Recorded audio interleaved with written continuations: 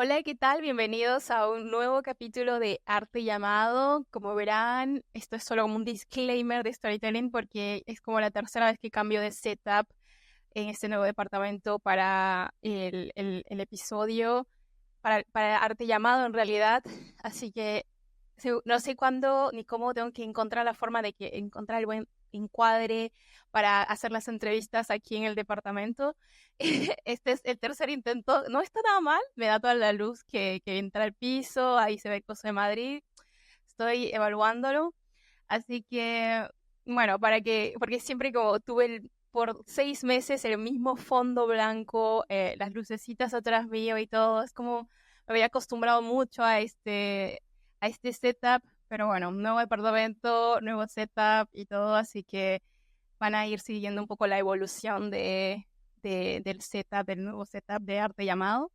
Así que en este episodio tengo una invitada muy especial, es una gran profesional que ya tuve la oportunidad de hablar un poco sobre lo que ella está haciendo en el sector de patrimonio audiovisual, los archivos audiovisuales en el marco de eh, todo lo que tenga que ver con el audiovisual peruano, rescatar un poco de memoria a través de esta labor. Y es una profesional que tiene muchos estudios detrás de ella, tanto en Perú y en el extranjero, y siento que esto le ha dado una perspectiva muy grande para encarar todas las investigaciones y las participaciones que ha realizado en el marco de rescatar todo lo que le falta a Perú en términos de patrimonio audiovisual y el solo hecho de que sea un país que no tenga una cinemática nacional, creo que habla mucho de pues, lo necesario que son profesionales como Catherine, que realmente con los trabajos de investigación que realizan rescatan mucho lo que es la historia, porque considero mucho que el audiovisual hace parte de todas las piezas audiovisuales que se crean en un país, hace parte de la historia y de la identidad del país, y apelo mucho a la idea de que se tenga que crear una cinemateca. Yo sé que hay iniciativas de filmotecas, como la de la Universidad Pontificia, la Universidad Católica, yo me olvidé el nombre, seguro ya me lo va a decir, pero creo que sería genial que este tipo de iniciativas no estén en el marco de una universidad privada o media privada pública, como lo puede ser, que es una buena iniciativa, pero tiene que ser algo que le pertenezca a todos, a todas, a todos, y algo nacional sería mucho mejor.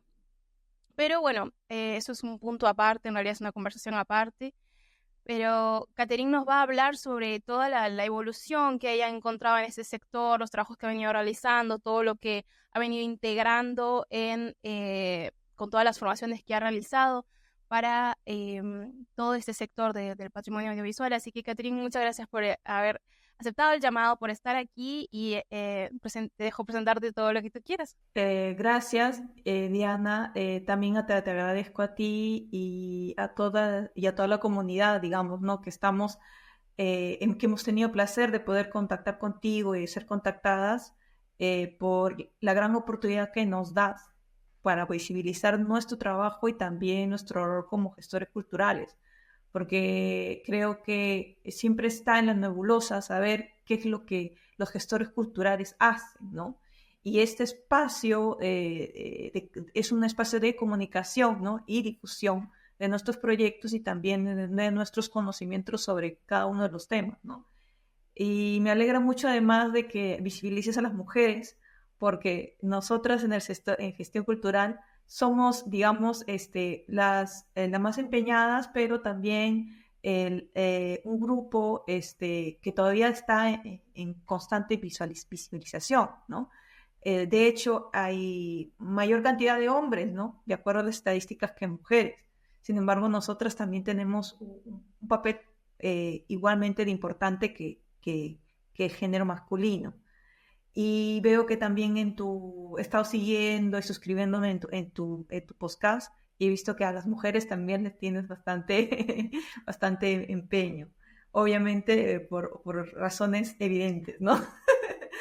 Y bueno, como tú me comentabas, yo he trabajado más que todo en la parte de docencia e investigación en el tema de patrimonio audiovisual y archivos audiovisuales, ¿no?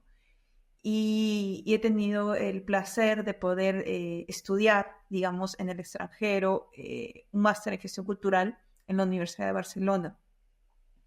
En dicho máster tuve el placer de poder hacer mis prácticas preprofesionales en la Filmoteca de Cataluña, en el área de acceso y difusión. Y además tuve el placer de visitar, digamos, archivos en Europa mientras estuve durante el periodo de estudios. Bueno, en general acá en el Perú he tenido el placer de trabajar en el archivo de la Escuela de Cinematografía de UEPIC, ¿no? Que queda en Miraflores y Barranco, y he estado apoyando, digamos, en consultorías, en proyectos de manera paralela, y actualmente estoy comenzando un doctorado, ¿no? De la Universidad Autónoma de Barcelona. Eso es en general mi perfil. No sé si algo más que quieras comentar. No, está perfecto. Muchas gracias por habernos dado este panorama. Yo cuando hago esta pregunta, ya lo he dicho, dejo que las personas introduzcan lo que más crean conveniente de ellos o de ellas en este momento. Y muchas gracias por hacer hincapié en que pongo en valor el trabajo de las mujeres, porque creo que desde que empecé a estudiar en Buenos Aires me di cuenta de que era importante tener estos referentes. Creo que en un momento de mi vida había normalizado que haya muchos hombres en diversos aspectos teniendo un rol importante o ni siquiera necesariamente importante, pero están ahí en muchos aspectos de la sociedad, y creo que haber estudiado en Buenos Aires me marcó mucho en ese sentido para decir, ok, claro, las mujeres, o sea, realmente estamos haciendo cosas, estamos realmente creando un impacto, y me parece importante eh, ponerlo en valor a través de este programa. Así que muchas gracias por haberlo recalcado. A veces lo hago de forma indirecta, no sé, yo siempre ya tengo como una atracción por solamente invitarlas, pero es cierto que también hay una cuota de invitados hombres que, pues bueno, es importante tener, digamos. Em, Entrando un poco más en la salsa de las preguntas, me encantaría que nos puedas hablar sobre la evolución que vos has tenido o que has percibido en el sector de los archivos y patrimonio audiovisual en el marco de Perú, o lo puedes también decir solo en el marco de Lima, se comprende igual si solo se realizan allí, pero yo sé que en tu caso tú has trabajado en te has descentralizado, lo cual me encanta. Hace poco vi un video tuyo de trabajo de investigación de el cine de Cusco, el aporte que ha realizado en su propio cine, digamos, de la región, y me pareció un trabajo que yo también quedé como sorprendida, o sea, que no sabía que había todos esos referentes, quedé muy sorprendida, así que creo que eso es un puntapié para la pregunta que te hago, o sea, qué evolución, porque vos has estudiado en el extranjero, pero luego has estado aquí, bueno, has estado allí en Perú, y como desde que llegaste y empezaste a trabajar allí, cómo ha ido evolucionando este sector, cómo han ido evolucionando también las iniciativas en ese caso. Bueno, hablar de la evolución de los archivos audiovisuales en el Perú, la verdad es un tema también amplio de tocar, ¿no? Y es un tema también que ahora actualmente estoy en proceso de investigación, porque ya cuando llegas a comenzar a hacer un doctorado, tienes que empezar a preguntarte estas grandes preguntas existenciales, ¿no? De qué hay detrás, ¿no? Que cuando haces un máster ya no llegas a abarcar tanto, ¿no? Y bueno, desde que yo regresé acá a Lima, yo estuve haciendo más trabajo de campo de investigación y docencia en la Universidad Católica C. Sapienza, en la área de archivística. Y lo que pude es solamente llegar a un pequeño sector, digamos, de diagnosticar, digamos, el estado en cuestión de un pequeño sector, es más centralizado en Lima, ¿no? Por obvias razones de alcance. Por lo cual, responderte esta pregunta me resultaría muy general, ¿no? Abarcarla. Yo solamente podría darte una idea desde mi percepción acerca de lo que considero que ha estado evolucionando. Pero hablar de evolución también es hablar no solamente de la historia, sino de los cambios de la historia, ¿no? Y creo que es importante resaltar este cambio que actualmente estamos nosotros teniendo en estos últimos años, que es el efecto que está causando la inteligencia artificial en todo, tanto en los aspectos de los medios de comunicación, y obviamente afecta de la misma manera a los archivos, ¿no? A mí me da la impresión de que en ese caso los archivos se está tomando como una panacea, es decir, un medicamento que pueda solucionar todos los problemas de la gestión archivística, ¿no? A través de programas o software. Lo he oído en comentarios de varios alumnos, ¿no? Que ese es, digamos, se ha vuelto como una herramienta cada vez más útil. Sin embargo, hay también que cuestionarnos si hay que también mirar otros aspectos que simplemente el uso de los medios, sino también cómo estamos utilizándolos, cómo estamos controlando ese uso. Y eso creo que es el aspecto social que a nosotros los gestores culturales nos debería tomar mayor conciencia. Yo siento de que en el archivo no se está, en el tema de la gestión del archivo, no se está viendo tanto, se está viendo en el lado de la archivística, me refiero a los profesionales archivistas, el lado de la gestión como organización, ¿no? Y de todo el material, pero no se está tomando en cuenta cómo se está dando el uso, ¿no? Al usuario, ¿no? Y cómo el usuario está recepcionando esta información a través de los archivos.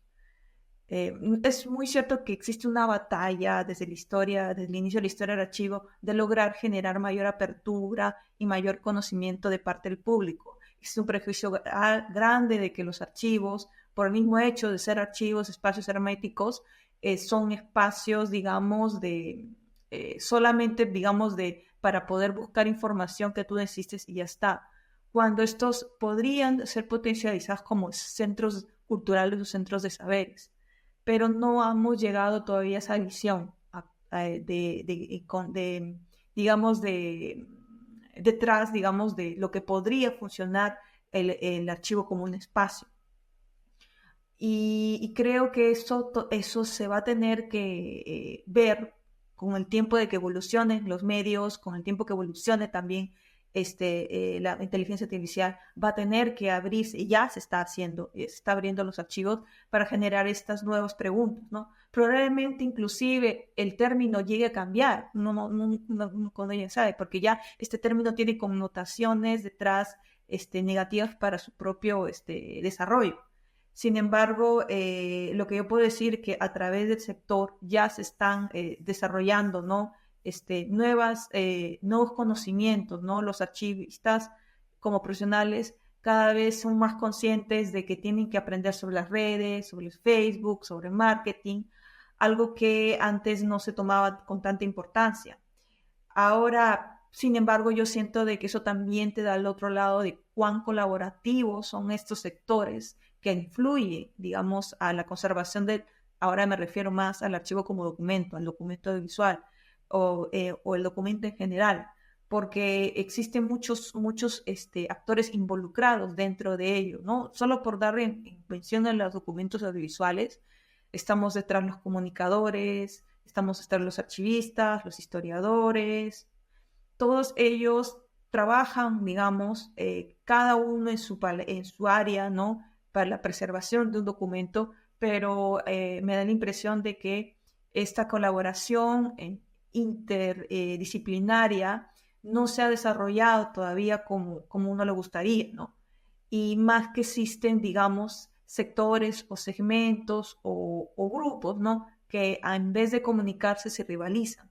Y eso también tiene mucho que ver porque en los mismos sectores, no, las agentes profesionales, asesores, no han tenido, digamos, un desarrollo en las habilidades comunicativas que les ayuden, digamos, a generar negociaciones y cooperaciones mutuamente, ¿no?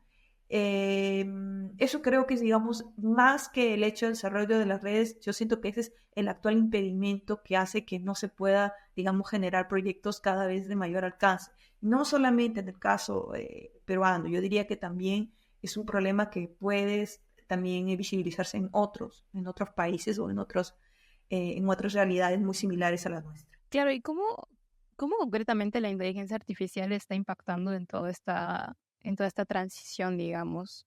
En el lado social, que es lo que yo podría más formarte, bueno, en las relaciones humanas, diría yo, no solamente en la forma de comunicarse, sino yo siento de que es en la desinformación, ¿no? La gente está saturada de información constantemente que no sabe qué criterios utilizar para seleccionar uno de ellos. Los archivos deberían de estar sistematizados en una, ¿cómo se puede decir? Tener un sistema homogenizado, en este caso, dentro del Estado, ¿no? A través de políticas en la que se desarrollen, en que puedan, digamos, generar un alivio, digamos, al malestar de la saturación, generando ya archivos que tengan, digamos, temas, ¿no?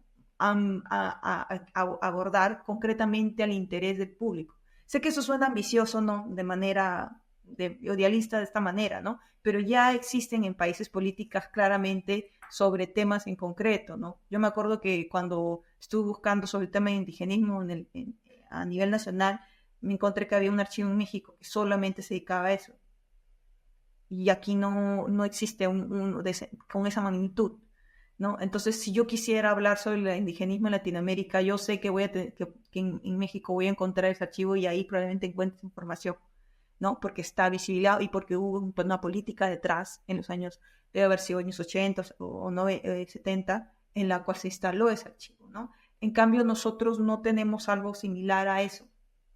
Y también da claro la discusión que comentabas tú, la de Cinemateca, ¿no? Eso también tiene mucho que ver, ¿no? Con el tema del hecho de buscar información sobre el tema que a ti te interesa. Sí, el Estado debería generar este tipo de políticas o ayudar a promoverlas a que se construyan, ¿no?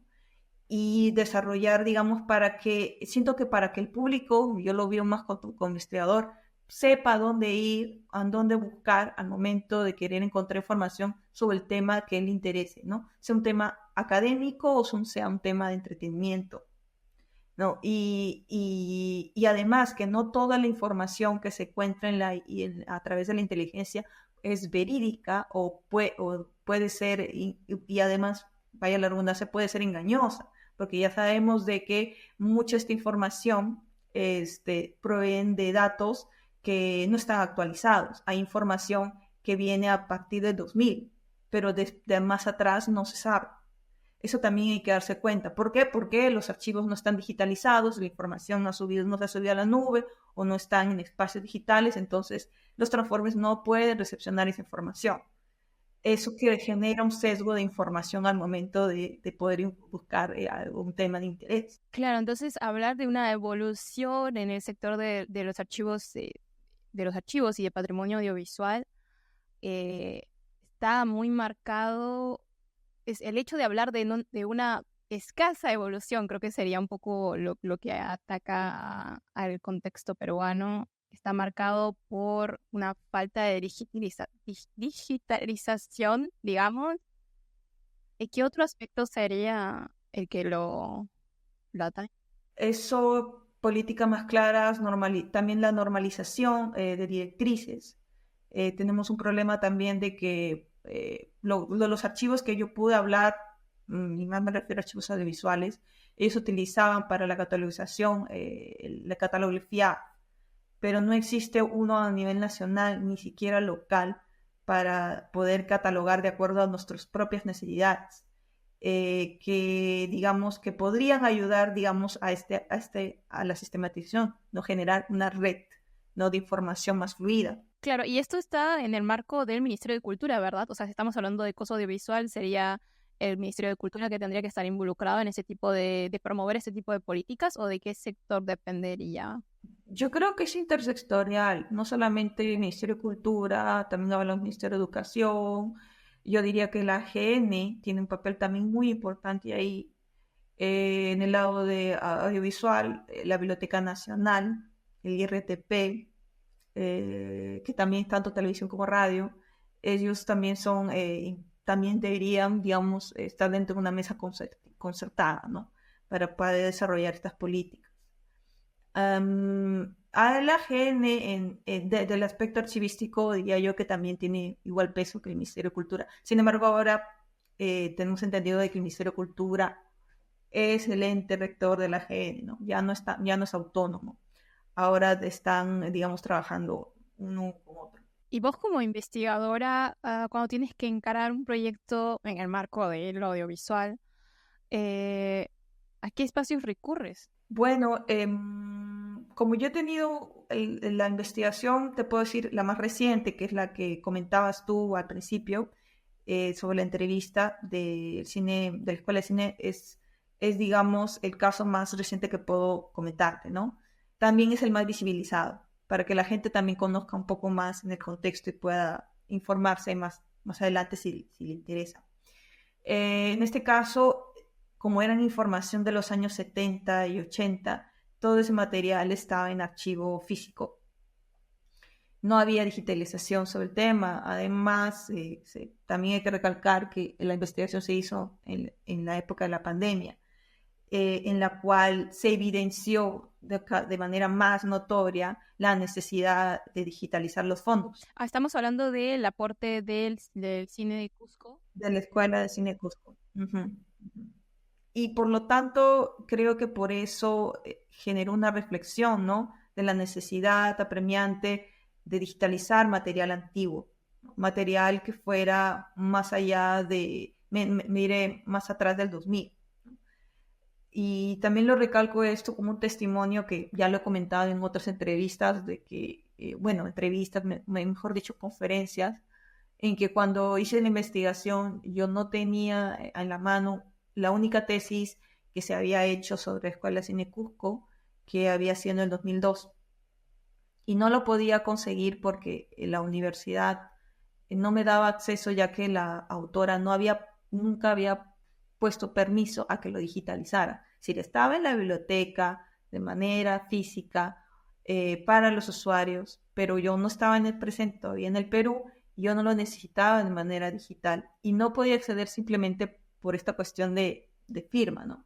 Entonces, gracias a una amiga y dos que trabajaba ahí y otras personas, logramos contactar con la autora. Pudimos acceder, pero la información la accedimos ya cuando el proyecto ya había culminado. Y eso también me hace aclarar que no, a veces en la investigación uno no puede avanzar como quiere porque no tiene el acceso adecuado del material como le gustaría, ¿no?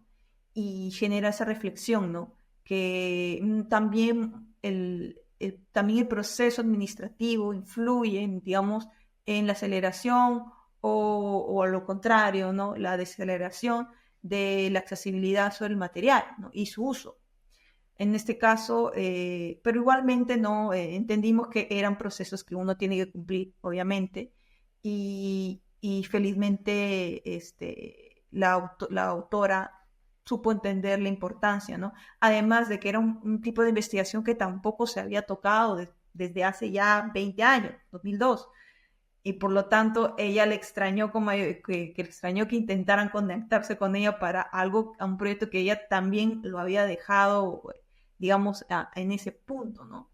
La accesibilidad también ayuda a la continuidad del proyecto, ¿no? Porque cualquier proyecto, sea de investigación o no, si no necesitas material, no puedes lograr ver, eso es lo que la pregunta que me dices tú de la evolución del proyecto en sí.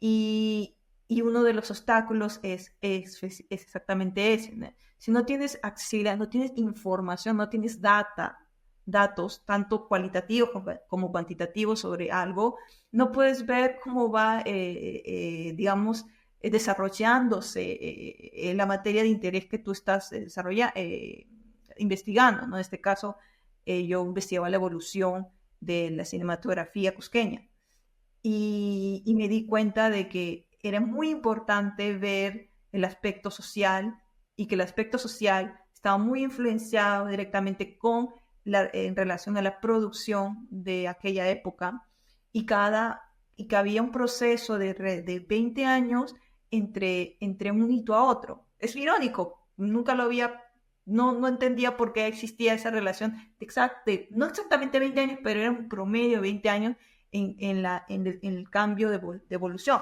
A veces era no solamente un cambio social, también era un cambio tecnológico, que eso también es algo que hay que resaltar, ¿no? El cambio tecnológico en el aspecto de la evolución de los soportes audiovisuales. Claro, ¿y cuál es perdón que te corte, cuál es el workflow que vos tienes para, o sea, para alguien que esté interesado o que quiera, tenga la curiosidad o la misma pregunta que yo, sencillamente, ¿cuál es el workflow cuando vos quieres encarar un proyecto de investigación audiovisual, teniendo en cuenta, o sea, ¿dónde te diriges primero? ¿Vas directamente, a dónde te diriges para encontrar la información para sacar adelante ese proyecto de investigación en el marco de lo audiovisual? O sea, ¿qué lugares recurres para tener la información? Los investigadores siempre recurrimos a los archivos.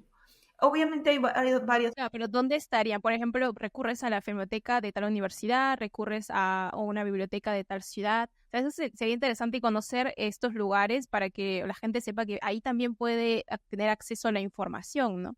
Claro, pero es que depende del proyecto que tú estás investigando también. En el caso mío era proyecto. Claro, en el caso de lo que es audiovisual, ¿cuáles son los lugares como las fijas a donde tienes que ir para encontrar la información, digamos? Ok, si tú quieres, por ejemplo, ver la evolución del cine cusqueño, de la producción, eh, digamos, el archivo básico que yo diría es lo de la Filmoteca de la Pontificia Universidad Católica. No es por ser la Pontificia Universidad Católica, porque sabemos que la universidad tiene prestigio, sino por el mismo hecho de que en esa universidad se puede acceder al material. La verdad es que la respuesta es más general, discúlpame si no te respondo como te gustaría, es en el archivo que tengas acceso.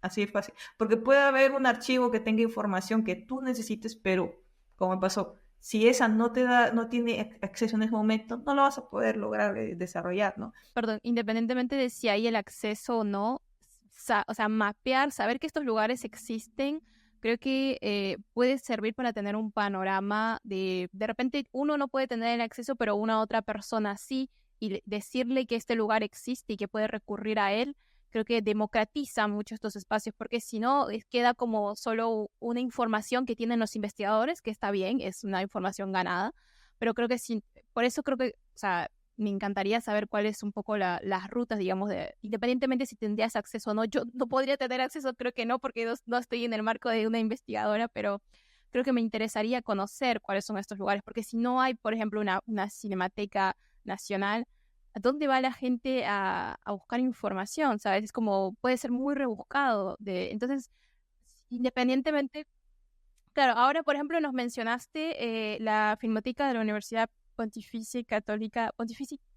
Católica del Perú. Ah, para los que estudian en esta universidad, yo lo siento. Pero la PUC, como le dicen, este es un lugar. Obviamente que si sos estudiante o sos un magistrado o un letrado, tendrías acceso seguro. Pero ¿qué otro lugar existe? La Biblioteca Nacional del Perú, que está en la avenida, ¿cómo se llama la avenida? Javier Prado, en la Estación de la Cultura. Hay dos. Hay una en el centro de Lima y hay otra en Javier Prado. Pero en la de Javier Prado está la bóveda del material fílmico.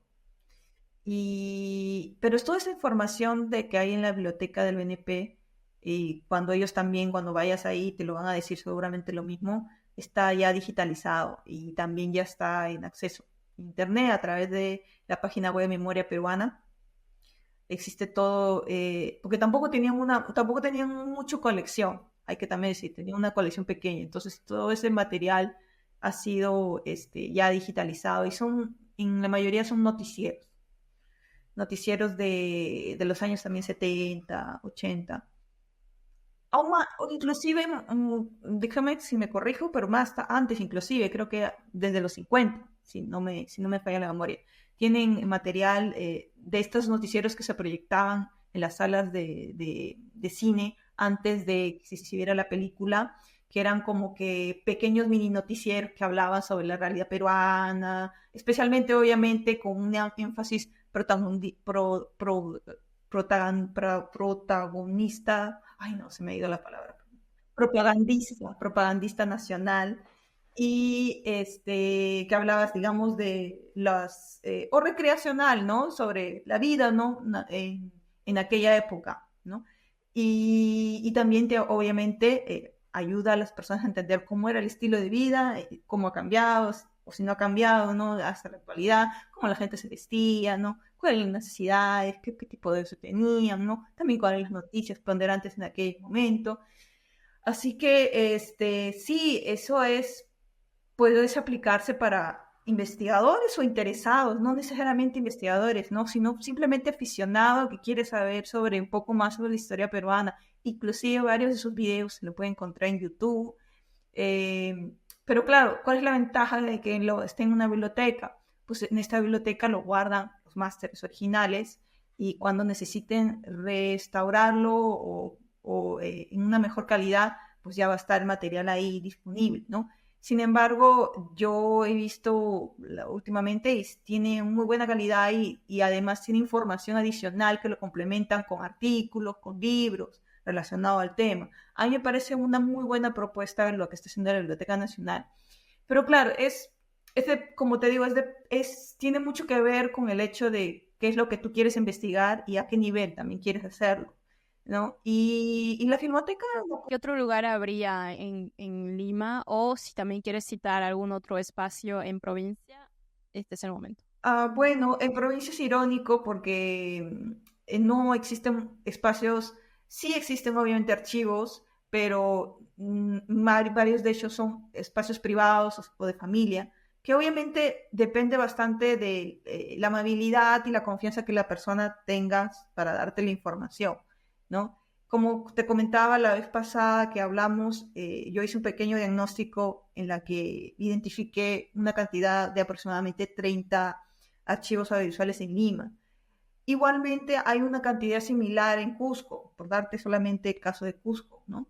Y esto, en la mayoría de estos archivos, por lo que podía investigar, son archivos familiares, por lo cual, sin embargo, eso es una cantidad. Los que tienen mayor colección suelen han sido identificados los nacionales, ¿no? La Dirección Descentralizada de Cusco tiene a su poder 4 o 5 archivos, uno enteramente fotográfico. Y de hecho, se ha visto esta tendencia de que hay más archivos fotográficos que fílmicos, por lo que he podido yo recoger. En cambio, a diferencia en Lima, ya estoy diciendo un pequeño análisis comparativo. En el caso en Lima hay mayor cantidad de archivos audiovisuales fílmicos, porque también la producción audiovisual fílmica se centralizó más que todo en la capital. Eso digamos, eso da una relación por la cual material audiovisual fílmico vas a encontrar más en Lima, ¿no? Pero en caso actual tendríamos que hablar también de los archivos que a partir de los 90, gracias al cambio del analógico al digital, comenzó a haber mayor producción. Y eso seguramente en la región hay mucho más. Sin embargo, como no está sistematizado, no está identificado, no sabemos su estado actualmente, ¿no? Sin embargo, yo de verdad apoyo y reconozco el logro que existe actualmente de varios gestores que están intentando generar sus propias filmotecas, ¿no? Como en el caso de Cintia Ramírez, que entrevistaste en otra ocasión, ella está generando un pequeño archivo digital de la filmoteca se llama Filmoteca Ancash o Ancashina, ¿no? Que es a través de su festival. Eso, por ejemplo, es un buen ejemplo, ¿no?, de archivos a nivel regional, ¿no?, que intentan, digamos, buscar un espacio, ¿no? Y que en este caso, por ser, digamos, adherido, codirigido con el festival, tiene mayor visibilidad. Pero ¿cuántos archivos audiovisuales hay en regiones que no tengan ese nivel digamos, esa oportunidad de ser conocidos? Pues no sabemos todavía en certeza, porque tendríamos que tener un censo, en primer lugar, un censo nacional de archivos audiovisuales, para poder primero saber identificar bien, ¿no? También es otra cosa que también hay una mentalidad dentro de los archivos que tampoco quieren ser visibilizados. Y eso también viene de parte también de la mentalidad de quienes los encargados, que lo prefieren no ser conocidos por el hecho de que no sentirse amenazados, de que puedan sus materiales ser pueden ser dañados al ser utilizados constantemente, ¿no? Y puedan, digamos, generar un deterioro porque ciertamente hay, lamentablemente, no es que no una práctica, sino, pero una mala gestión en el sentido de que no se pueda identificar y catalogar bien. Entonces, si no identifican, catalogan bien y prestan, probablemente puedan tener alguna pérdida, ¿no? Yo veo que por ahí va la razón, ¿no? Este desconocimiento de que como no pueden gestionarlo adecuadamente, prefieren primero, digamos, protegerlo lo mejor posible. O protegerlo simplemente por perdón. Perdón, discúlpame. Pensé que ibas a decir algo más de que al dar los archivos, porque yo asumo que cuando uno quiere conservar sus archivos, está en la postura de querer conservarlo, entonces lo pasa al digital, y al pasarlo a digital, pues es mucho más fácil de que entre en el dominio público o que pues, sea utilizado para proyectos y esto. Y que el miedo venga más por el hecho de que se maluse o se malverse, ay, el término, con propósitos que para la persona o la familia que esté a cargo de este archivo, pues no estén de acuerdo, digamos, o que no vaya con sus principios valores. Entonces pensé que iba a ir más de ese lado. Es verdad, es una de las razones. No digo que sea la única o la mayoritaria. Yo diría que el problema en general son las bajas nociones archivísticas que tienen los propietarios, ¿no? También hay un problema de derechos de autor, el hecho de saber si ese archivo a quién le pertenece. Es que aquí también hay que darse cuenta el nivel generacional de los que te trabajan o pues custodian el archivo. A la mayoría de gente que yo podía entrevistar en Cusco son gente de mayor de 70, 80 años. Que ellos, sus nociones sobre temas digitalizar, no pueden, pues, ¿no? Lamentablemente el cambio generacional les pesa. Y eso hace que quizás eso está respondiendo un poco tu consulta, tu duda, ¿no? Por hecho de que, ¿por qué no?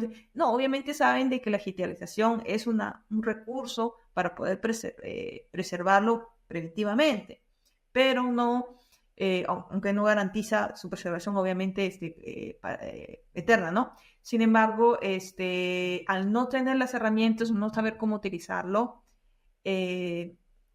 prefieren mantener en incógnito su archivo hasta tener la oportunidad de conseguir financiamiento, conseguir recursos para poder digitalizarlo. Y eso puede durar un tiempo indeterminado. Y por otra razón es que, obviamente, espacios, laboratorios para digitalizar material fílmico son muy pocos, ¿no? En el Perú existe uno en Lima, el laboratorio de la Asociación Cultural Huarango, y esta tiene tiene un laboratorio de restauración. Pero de ahí otro caso más que creo que hay en la Fundación de Patrimonio de Roger Neira, y son 2 o 3 laboratorios máximo a nivel nacional. Entonces, imagínate, aparte de tener que digitalizarlo, tienen que pagar para que un laboratorio lo digitalice. ¿Cuánto costo va detrás, ¿no? El costo económico también pesa. Claro, yo creo que es una cuestión, wow, claro, porque una de las preguntas que quería hacerte era cómo diagnosticas los archivos, el patrimonio audiovisual. Lo hemos venido respondiendo en estos últimos 20 minutos, que al final es una cuestión de políticas, es una cuestión de desinformación, eh, es, es, hay muchos factores que realmente no pensé que, que estuviese tan marcado sobre todo creo que por las políticas, digamos, porque creo que de ahí parte el hecho de que alguien, o que la gente se pueda tomar más en serio el hecho de realmente la conservación de archivo, porque hay todo un marco que lo estaría protegiendo o que lo estaría demandando, que estaría demandando su protección. Entonces, estoy muy sorprendida, realmente he aprendido algo, digamos, sobre la realidad con respecto a los archivos y patrimonio audiovisual peruano. Y sí, yo creo que hay muchas problemáticas que atraviesan al país y a veces creo que se entiende que el audiovisual o creo que la cultura es algo que no puede ser una prioridad, pero creo que en el marco de desear que todo sea muy funcional, que sea un país muy funcional, en realidad se tendría que hablar más de estos temas. Y esto que mencionas, el Centro de Restauración de Huarango y los laboratorios que hay en Lima, ¿crees que nos puedas decir los nombres? Ahí nos dijiste uno, pero mencionaste que hay otros 3. El que conozco, que tengo mayor familiaridad es el laboratorio de la Asociación Cultural de Huarango. es muy fácil de encontrar la información buscando por el Google.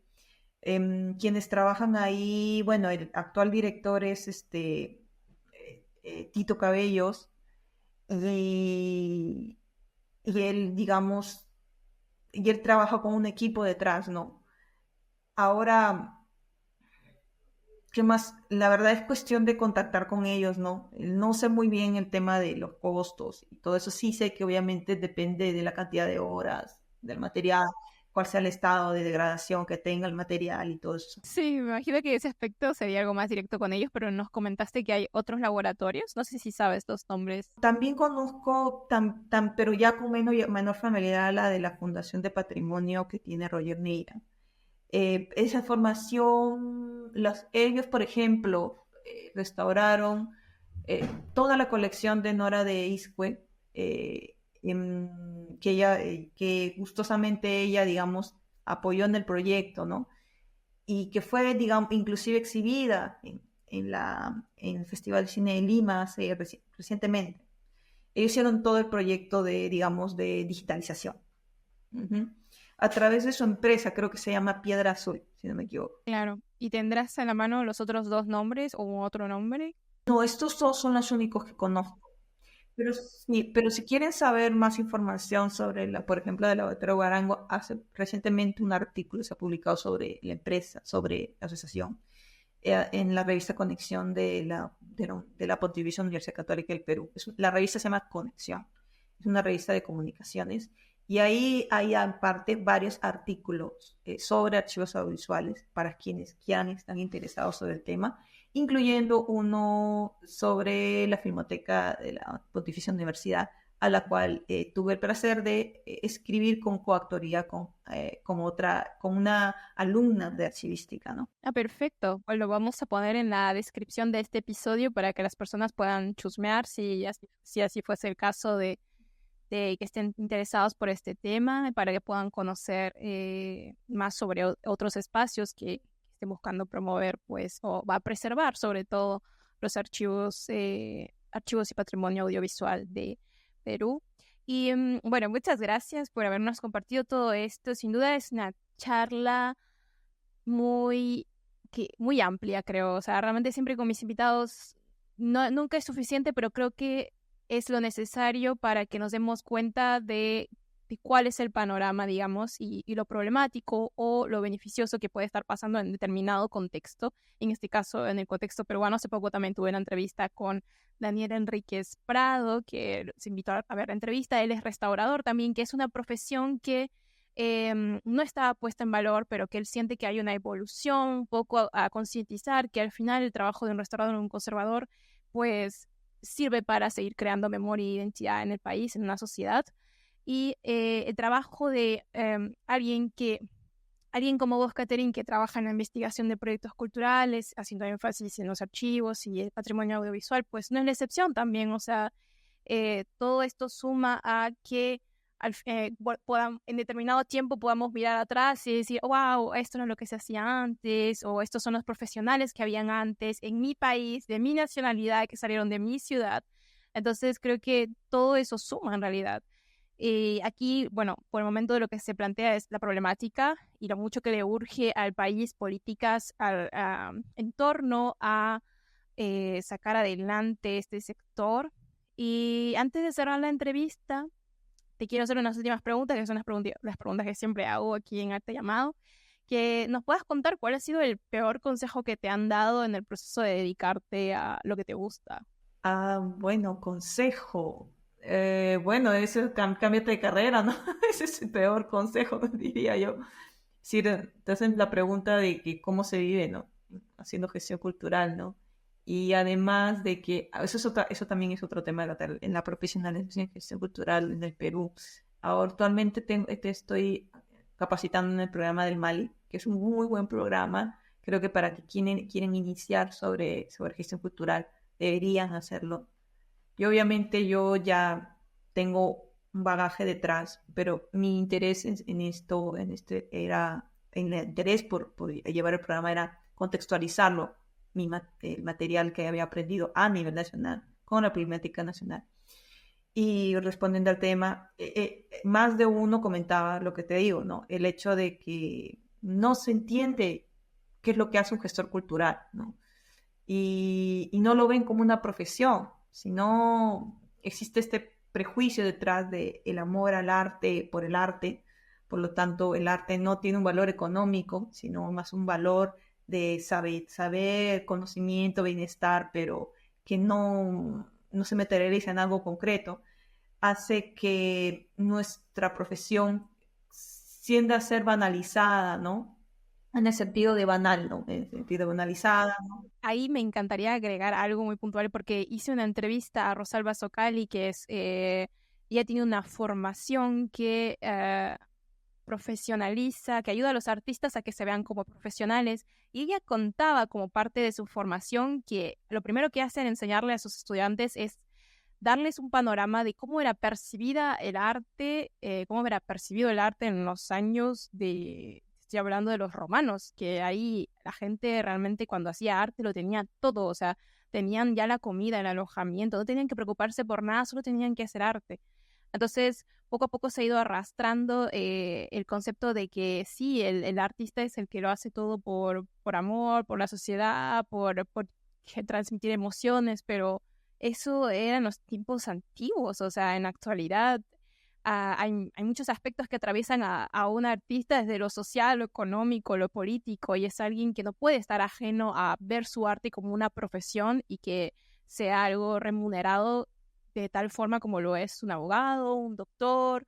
Obviamente no a la misma escala, pero uno nunca sabe, o sea, hay artistas que ganan lo mismo que gana un doctor y eso, o sea, pero bueno, es realmente solamente para acotar lo que decía. No, no, es que eso es hablar más que todo sobre la historia de la cultura en sí. Lo llevamos en una clase también en el Mali, pero yo en general lo concluiría de que, claro, lo que pasa es que la historia de evolución de la cultura desde nuestra profesión peruana diferente que en que otras realidades, obviamente, ¿no? Y además creo resaltar que no es tanto el hecho de que todavía seguimos en discusión de qué es lo que entendemos por cultura a nivel nacional. Por eso, aunque hemos planteado una política, aunque existe actualmente la política de 2030, que se puede descargar desde el Ministerio de Cultura, en nuestra concepción no hemos llevado a la práctica ese concepto, ¿no? Porque tampoco hay una formalización de la historia cultural. Lo que tú comentabas en el postcata de hace 2 días, ¿no? Haciendo una reflexión de los 6 meses, que buscabas generar una red de cooperación a través del área de tu podcast. A mí me llegó también la reflexión de que existe gente, existe, de que hay cooperación y la cooperación, pero es a través de herramientas informales. Lo que necesitamos es una asociación que esté formalizada para aquellos que como tú o como yo llegan a Lima y no tienen ningún contacto y necesitan, digamos, conocer a la gente, dónde ir, a qué lugar inscribirse. No hay, simplemente no hay. Y lo único que ves es que existen grupos o núcleos que entre ellos se ayudan, lo que es normal. Pero para quien es paria, ¿dónde puede acudir? ¿Y qué grupo le puede interesar mejor que otro? En cambio, en otros países que ya está institucionalizada la gestión cultural, sí existe esta asociación, ¿no? Nosotros en el programa decidimos proponer un proyecto como el que estoy comentando, viendo esta problemática de generar una asociación de gestores culturales en Lima, solamente en Lima, como un primer paso. No, solamente con los alumnos del programa El Mali, para empezar, ¿no? Y esperamos de que se pueda, aquí hago mi llamado y comunicado, esperamos de que realmente nos escuchen y nos digan, esto es algo que no solamente se necesita para nosotros, sino es algo que necesitan todos los gestores culturales, que hacíamos de verdad trabajar ¿Por qué? Porque la formalización lo que conlleva mejorar las políticas, generar espacios de debate, discusión, que estos espacios de estos diálogos que existen actualmente por medio de podcast o en clases no se queden en solamente eso, sino que se formen, digamos, grupos de interés, ¿no? Que puedan formalizar proyectos concretos y demandarlos al Estado. Genera también mayor participación, diría yo, por otro lado, y obviamente, un mayor fortalecimiento de las redes que uno ya tiene de por sí. Muchas gracias, perdóname, porque quiero pasar a la otra pregunta antes de que se me expanda el tiempo. Igual muchas gracias por habernos comentado sobre esta iniciativa de crear una asociación de gestores culturales, que creo que también da pie a si son artistas plásticos o bailarines, pues que se puedan crear las iniciativas de decir, bueno, creemos una asociación de solo artistas, creemos una asociación de solo artistas audiovisuales, que es lo que pasa mucho aquí en Francia. Hay asociaciones para cada tipo para el zapatero, pum, una asociación. Entonces, creo que no son iniciativas para nada locas. Hay muchos otros países del primer mundo y por eso son países del primer mundo que lo van creando. Entonces, para solo cerrar la entrevista, ¿cuál ha sido el mejor consejo que te han dado de tu vida o el más reciente? No sé, la verdad, no se me ocurre ahora mismo, pero yo creo que seguir el hecho es que al principio yo me veía como una especie de un poco una rareza, ¿no? Inclusive dentro del gestor cultural, ¿no? Y cuando estuve haciendo diálogo con algunas profesoras que, si deseas, al final, más adelante te doy la lista de gente que conozco, que estoy conociendo del Mali, que son gente muy capa, muy capa, me di con la notoriedad de que, que no habíamos tenido, de la gente que yo conocía, que pensé que es capa en el área de gestión cultural, no había ninguna doctora. Y yo me quedé, ¿por qué no hay ninguna doctora en esta área? Pensé que sí había, ¿no? Pero no he encontrado. Entonces me dijeron, ahí tú tienes que ser la primera. Eso es muy motivador. Eso cuenta como, no seguro el mejor consejo, pero algo que que postea, ¿sabes? El trabajo que estás realizando, porque ponerse a estudiar un doctorado ya, una cosa es llegar hasta la maestría, ok, ya llegamos, pero el doctorado ya es un trabajo y es una dinámica muy diferente del académico. Sí, son algo muy diferente. Pero bueno, recién estamos empezando y la cuestión es ser continuos, ¿no? Ser continuos. Y también me hace una reflexión de que no hay, me refiero, ojo, doctoras en mujer, hombres sí hay. Y eso es lo que me generó esa reflexión. Y yo dije, ¿cómo es posible que no haya mujeres, no? Y aquí también hagamos todo un trabajo detrás, ¿no? Es decir, ¿no? Cómo las mujeres, cómo el trabajo doméstico en las mujeres pesa más, influye también más en nuestro desarrollo académico, como también el hecho de desarrollar también otros papeles como la maternidad, también desarrollo educativo. Pues, es muchas cosas que plantear, ¿no? Pero ahí me dio esa reflexión. De hecho, dentro de las estadísticas de Rentoca, no creo que lleguemos ni al 3% de la gente que tiene título universitario o posgrado en gestión cultural. Es todo también un otro tema y te agradezco mucho por habernos hablado de todo esto, por haber puesto en valor todas estas iniciativas también y todas estas problemáticas, porque Arte Llevados es este espacio en el cual hable- hablemos de estas cosas. O sea, creo que es una cosa es hacer arte, pero también que nos podamos sentar a hablar de lo artístico, que nos podamos sentar a hablar de todo lo que converge en el sector cultural, hace parte de un primer paso para después tomar acciones también, porque de las conversaciones van surgiendo cuestiones y dices, pero ¿por qué nadie lo está haciendo? Quizá yo puedo ser esa persona. Entonces, bueno, Arte Llamado busca hacer este espacio. Y muchas gracias, Catherine, por haber participado, por habernos comentado todo esto. Recuerden que Arte Llamado esta entrevista completa está en YouTube, está también en todas las plataformas de podcasting. Muchas gracias a todos por interactuar. Me encuentran en LinkedIn como Diana Colabrino y no duden en ponerse en contacto conmigo si tienen alguna duda, pregunta en la cual yo pueda desde mi posición darles una perspectiva de lo que yo pienso al respecto o una solución si fuese el caso. Y los invito y las invito a suscribirse a los canales de Arte Llamado, por favor. Y nos vemos en una siguiente entrevista. Muchas gracias, Catherine, por haber estado aquí. Un placer, Diana. Cuídate y muchos éxitos. Que tengas más temporadas.